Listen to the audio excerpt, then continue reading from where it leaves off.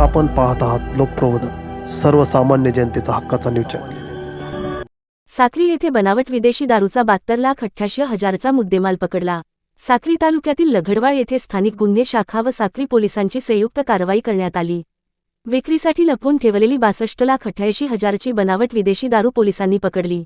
पोलिसांना गुप्त बातमीदाराकडून माहिती मिळाली होती की दहिवेल क्षेत्रात लगडवाड गावाच्या हद्दीमध्ये एक लाल रंगाचा टेम्पो वाहन क्रमांक MH8H2109 याच्यामध्ये अवैध पद्धतीने दारू विक्रीसाठी वाहतूक करण्यासाठी घेऊन जात आहे अशी आम्हाला माहिती मिळाली होती। सदरची माहिती आम्ही आमचे स्थानिक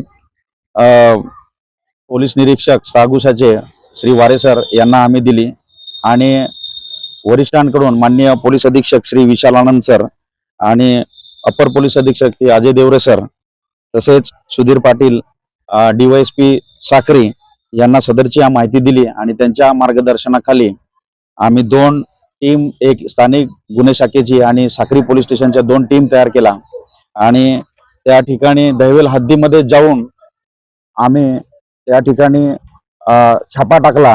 655 खोक्यांमध्ये एकूण 31,440 बाटल्या आढळून आल्या। दारूसह सुमारे 10 लाख रुपये किमतीचे टाटा टर्बो वाहनही जप्त करण्यात आले। या कारवाईत एकूण 72,88,000 रुपयांचा मुद्देमाल हस्तगत करण्यात आला। या प्रकरणी राकेश धनलाल भोये याच्याविरुद्ध साक्री पोलीस ठाण्यात गुन्हा दाखल करण्यात आला आहे। पोलीस अधीक्षक विशाल आनंद यांच्या मार्गदर्शनाखाली झालेल्या कारवाईचे नागरिकांकडून कौतुक होत आहे। लोकप्रबोधन मराठी न्यूज नेटवर्क महाराष्ट्र, प्रतिनिधी हर्षल भामरे, साक्री।